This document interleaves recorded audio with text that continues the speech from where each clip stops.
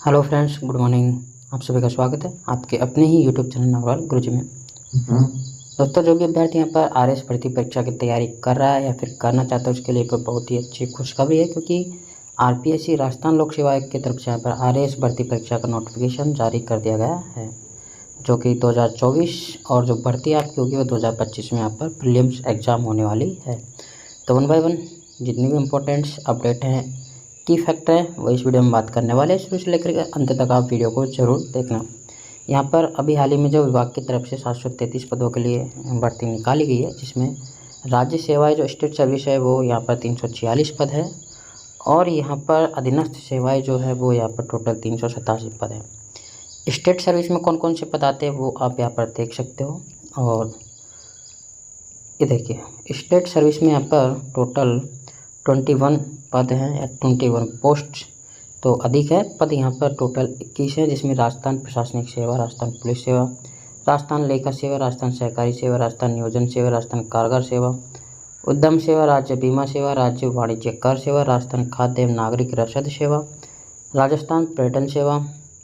अभी आप यहाँ पर इनके पे मैट्रिक्स लेवल भी आप यहाँ पर चेक कर सकते हो। राजस्थान परिवहन सेवा, राजस्थान समेकित बाल विकास, राजस्थान देवस्थान सेवा, राजस्थान ग्रामीण विकास सेवा, राजस्थान महिला विकास सेवा, राजस्थान श्रम कल्याण सेवा, राजस्थान आबकारी सेवा, आबकारी सेवा, राजस्थान अल्पसंख्यक मामला सेवा, राजस्थान राज्य कृषि सेवा, राज्य यानी विपणन अधिकारी जो होता है उसके लिए।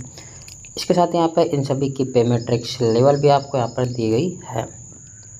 नेक्स्ट जो अधीनस्थ सेवाएं हैं वो कितनी हैं तो आप यहाँ पर देख सकते हो। अधीनस्थ सेवाएं हैं वो टोटल 25 है। अभी आप यहाँ पर जैसा कि यहाँ पर देख सकते हो कि राजस्थान देव स्थान अधीनस्थ सेवा, राजस्थान देव स्थान अधीनस्थ सेवा एसए और एनएसए 2 हैं। इसी प्रकार राजस्थान सहकारिता सेवा एनएसए और एसए 2 हैं। राजस्थान तहसीलदार सेवा भी एनएसए और एसए 2 हैं। इसी प्रकार से सभी में एनएसए और एसए आपको देखने को मिलेगा। यहाँ पर लेवल 10 कुछ 11 की भी पोस्टें हैं, कुछ आपको यहाँ पर 12 की भी पोस्टें, लेवल 12 की भी पोस्टें यहाँ पर देखने को मिलेगी। जैसे कि आप यहाँ पर देख सकते हो, ये L12 की पोस्टें हैं। राजस्थान सामाजिक न्याय एवं अधिकारिता अधीनस्थ सेवा जो है L12 की यहाँ पर पोस्टें रहने वाली है। तो इस प्रकार से टोटल 21 पोस्ट यहाँ पर जो पद हैं वो यहाँ पर राज्य सेवा के रहने वाले हैं, और 25 पद जो है यहाँ पर राज्य के अधीनस्थ सेवा के रहने वाले हैं। आप यहाँ पर पूरा डिटेल से नोटिफिकेशन भी आप देख सकते हो, जिसका लिंक आपको नीचे डिस्क्रिप्शन में आपको मिल जाएगा। यहाँ पर जो एक नोटिफिकेशन नोट दे रखा है कि पदों के सेवावार वर्गीकरण के संबंध में परिशिष्ट फर्स्ट यहाँ पर संलग्न किया गया है। आपको कहीं जाने की ज़रूरत नहीं है, इसी जो नोटिफिकेशन है इसी में आपको संलग्न किया हुआ मिलेगा। कुछ यहाँ पर विशेष नोट भी दे रखे हैं, और अराजपत्रित कर्मचारी हेतु जो आरक्षित पद हैं वो भी आप यहाँ पर देख सकते हो। इसमें लिख रखा है कि राज्य सेवाओं में अराजपत्रित कर्मचारी के आरक्षित पदों हेतु राजस्थान सरकार, राजस्थान की पंचायत समितियों, जिला परिषदों के कर्मचारी ही यहाँ पर पात्र होंगे। उनके लिए यहाँ पर कुछ यहाँ पर योग्यता है वो यहाँ पर पूरा करना जरूरी है। जैसे कि आवेदक को दिनांक 1/1/25 को कुल कितना अनुभव प्राप्त होगा उसकी गणना दिन, माह और वर्ष की पूर्ति कॉलम में अवश्य उनको करनी है। और यहाँ पर अधीनस्थ सेवा के जो मंत्रालय कर्मचारी हैं, डीसी व एनजीई होते हैं। डीसी ग्रुप में आवेदन करने के साथ ही एनजीई वर्ग के लिए आवेदन करने पर एनजीई वर्ग का लाभ देगा, अर्थात इस प्रकार आवेदक के डीसी व एनजीई वर्ग में आवेदन कर सकते हैं। तो यहाँ आप देख लीजिए अगर आपके लिए इम्पोर्टेंट है तो। वैसे ये इम्पोर्टेंट बहुत कम है, ऐसे लोग बहुत कम है। जो सबसे ज़्यादा है वो यहाँ पर नए आवेदन करने वाले ही आपको मिलेंगे। ठीक है, उत्कृष्ट खिलाड़ी के भी आप देख सकते हो। अभी आप यहाँ पर सबसे इम्पोर्टेंट जो है वह शैक्षणिक अर्हता और संबंधित प्रावधान, मतलब कि एजुकेशन क्वालिफिकेशन आपकी क्या रहने वाले है वो इसमें इम्पोर्टेंट रहने वाला। बेसिक चाहे जितने भी, क्योंकि आरएस भर्ती परीक्षा के लिए सब जानते हैं कि यहाँ पर अंतिम वर्ष की यहाँ पर परीक्षा में सम्मिलित हो चुका हुआ है, सम्मिलित हो रहा है वाला व्यक्ति भी यहाँ पर आवेदन कर सकता है, किंतु उसे आयोग की मुख्य परीक्षा से पूर्व उसे शैक्षणिक अर्हता अर्जित करने का सबूत देना होगा। और जो शैक्षणिक जो योग्यता है वो यहाँ पर ग्रेजुएशन है। तो आपको यहाँ पर ग्रेजुएशन कंप्लीट की हुई होनी चाहिए, या फिर आप अंतिम वर्ष में प्रवेश कर रहे हो तो भी आप यहाँ पर आवेदन कर सकते हो। लेकिन जो मुख्य परीक्षा है, मुख्य परीक्षा से पूर्व आपको यहाँ पर वो क्वालिफिकेशन आपको ज़रूर ले लेनी है ग्रेजुएशन वाली, जिससे कि आप भर्ती परीक्षा के लिए एलिजिबल हो सकते हो। तो यहाँ पर आयु सीमा में देख सकते हो कि मिनिमम 21 साल और अधिकतम 40 साल यहाँ पर 1/1/25 को रहनी चाहिए।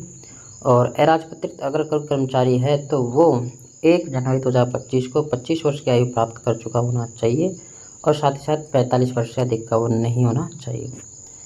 कुछ यहाँ पर छूट के प्रावधान भी हैं जो कि राज्य सरकार के अनुसार दिए जाते हैं। तो यहाँ पर जो भी छूट के प्रावधान है 5 साल, 10 साल, फिर 5 साल, तो आप यहाँ पर देख सकते हो कि SC, ST, पिछड़ा वर्ग, अति पिछड़ा वर्ग, आर्थिक रूप से कमजोर वर्ग के लिए 5 साल का है। उसी प्रकार राजस्थान के अनुसूचित जाति, जनजाति, पिछड़ा वर्ग, अति पिछड़ा वर्ग के रूप में महिलाओं को 10 साल का यहाँ पर छूट दिया गया है एज में। इसी प्रकार सामान्य वर्ग के जो महिलाएं हैं अनारक्षित वर्ग के उन्हें 5 साल का है। और विधवा, विच्छिन्न, परित्याग तथा अक्षुला जो महिलाएं उनको अधिकतम आयु में यहाँ पर कोई सीमा यहाँ पर नहीं है।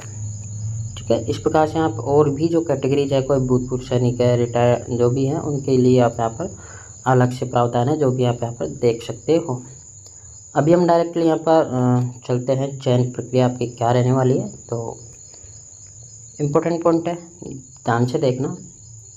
हालांकि सभी को जो RS की जो प्रिपरेशन कर रहे हैं उनको तो पता होगा, जो अभी नए कैंडिडेट हैं जो कि पहली बार फॉर्म फिलअप कर रहे हैं उनके लिए थोड़ा सा यहाँ पर उनको हो सकता है पता नहीं हो।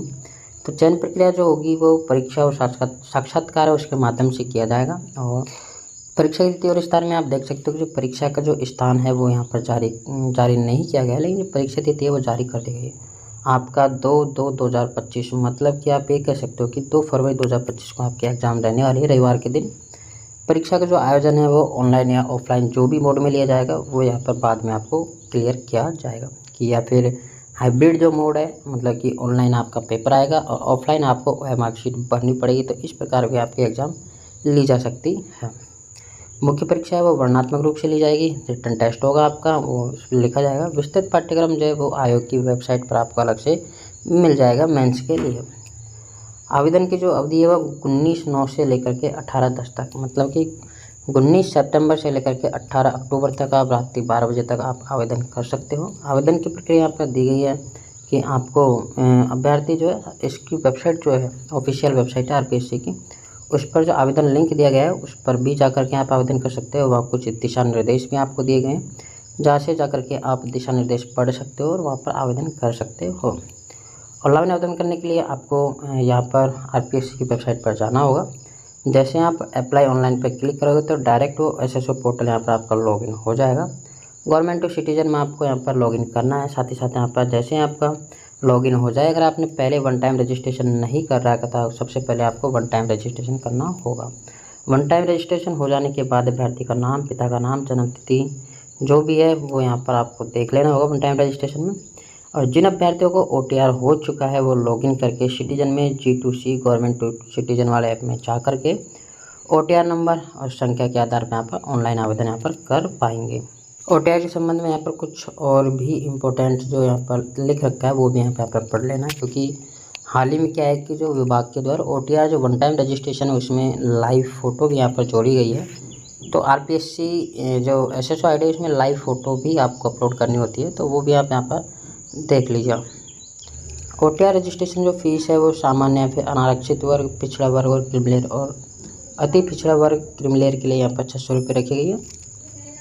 नॉन क्रिमिलेयर पोस्ट हैं, आर्थिक रूप से कमज़ोर वर्ग है जो सारे क्षेत्र के हैं। आरक्षित वर्ग है जैसे कि SC, ST और पिछड़ा वर्ग, नॉन क्रिमिलेयर, अति पिछड़ा वर्ग, नॉन क्रिमिलेयर, तो इसके लिए 400 रुपये रखी गई है। और जो दिव्यांगजन है उनके लिए 400 रुपये रखी गई। लेकिन ये 1 टाइम रजिस्ट्रेशन फ़ीस है, मतलब कि अगर आपने पहले OTR की फ़ीस जमा करवा दी है तो फिर आपको कोई फ़ीस यहाँ पर पे नहीं करनी है। उसके बाद यहाँ पर और भी कुछ इम्पोर्टेंट है जो कि स्कीम ऑफ एग्जामिनेशंस भी आप यहाँ पर देख सकते हो।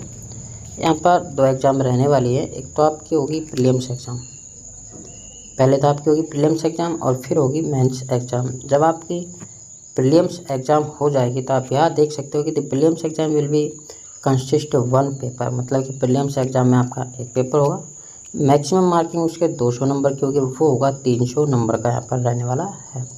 यहाँ पर पेपर का जो लेवल होगा बैचलर डिग्री लेवल का होगा, मतलब कि BA लेवल का होगा। The marks of obtain prelims examination by candidate who are declared qualified for the admission to mains exam will not counted for determine the final order of merit list. तो यहाँ पर जो ये कहना चाहता है कि जो कैंडिडेट यहाँ पर प्री एग्ज़ाम में क्वालिफाइड होंगे वही आप यहाँ पर मेंस एग्ज़ाम दे सकते हो और वही यहाँ पर मेंस एग्ज़ाम के लिए यहाँ पर क्वालिफाई होंगे।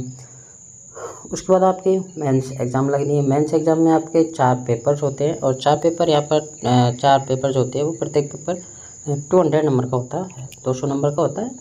और उसके लिए आपको जनरल स्टडी फर्स्ट, सेकंड और थर्ड, और जो लास्ट पेपर जो रहने वाला है वो आपका जनरल हिंदी और इंग्लिश रहेगा, जो कि आपका वो भी 200 नंबर का रहता है। उसके बाद कुछ जनरल इंस्ट्रक्शंस दे रखे हैं जो कि आपको यहाँ पर देख सकते हो। अभी यहाँ पर एक जो इम्पोर्टेंट है और वो आपको पता भी होना चाहिए कि हाल ही में जो आयोग है उसमें थोड़ा सा अपने जो OMR शीट है उसमें बदलाव किया है। अब आपको यहाँ पर पहले 4 ऑप्शन मिलते थे, अब यहाँ पर आंसर देने के लिए आपको 5 ऑप्शन मिलेंगे। आपको कोई भी क्वेश्चन है, आपको जो आंसर शीट है, जो OMR शीट है, वो आपको बिल्कुल भी किसी भी क्वेश्चन को यहाँ पर खाली नहीं छोड़ना। अगर आपको कोई क्वेश्चन नहीं आता है तो आप जो 5 है, 1 2 3 4 5 जो ऑप्शन दिए होते हैं, जो 5वां जो ऑप्शन होता है वो आंसर नहीं देने के लिए होता है, तो उस पर आप क्लिक करना है। उसको आप काले पेन से आपको गोला फिलअप करना है, तब जा कर के अगर आपने ऐसा नहीं किया तो फिर आपकी 1/3 नेगेटिव मार्किंग वहाँ पर काट ली जाएगी। तो ये भी आपको विशेष ध्यान रखना है कि अगर आपको किसी क्वेश्चन का जवाब नहीं आता है तो फिर भी आपके यहाँ पर OMR शीट भरनी है और उसमें आपको E या फिर 5 पर आपको गोला करना है, तब जाके आपके सेफ हो गया, आपका कोई नंबर नहीं कटेगा। अगर आप किसी भी क्वेश्चन को छोड़ के आते हो तो फिर आपको 1/3 नेगेटिव मार्किंग कटेगी। जो बिना काला किए, गोले को बिना भरे अगर आपने 10% अगर प्रश्न आपने छोड़ दिए हैं तो फिर आपको बोर्ड की तरफ से आपको एग्ज़ाम से बाहर कर दिया जाएगा। इन्होंने साफ साफ मेंशन किया गया है, a candidate who not darken by any the 5 circle of more than 10% question shall be disqualified. मतलब कि अगर किसी भी कैंडिडेट ने 10% से अधिक गोलों को अगर डार्क नहीं किया है, काला नहीं किया है, तो वो यहाँ पर डिस्क्वालीफाई कर दिया जाएगा। उसके बाद कुछ महत्वपूर्ण जो नोट है वो भी यहाँ पर दिया गया है, तो उसको आप यहाँ पर पढ़ लीजिएगा। जो भी आपके लिए इम्पोर्टेंट है वो आप यहाँ पर कर सकते हो। साथ ही साथ अगर और भी कोई इम्पोर्टेंट जो यहाँ पर एनेक्चर जो फर्स्ट यहाँ पर दिया गया था ऊपर, तो वह आप यहाँ पर देख सकते हो। ये एनेक्चर फर्स्ट है जिसमें आपका पदों का विवरण यहाँ पर दिया गया है कि कौन सी कैटेगरी में कौन सा पद यहाँ पर अवेलेबल है। तो आप इसका स्क्रीनशॉट भी ले सकते हो और आप यहाँ पर नोटिफिकेशन में भी आप इसको देख पाओगे। तो उम्मीद करता हूँ आपको वीडियो पसंद आया होगा। अगर आपको वीडियो पसंद आया तो प्लीज़ वीडियो को एक लाइक कर देना और हमारे चैनल को सब्सक्राइब कर लेना। इसी प्रकार की लेटेस्ट इन्फॉर्मेशन आपको टाइमली मिलती रहेंगी। तो इस वीडियो में सिर्फ इतना ही। जय हिंद, जय भारत।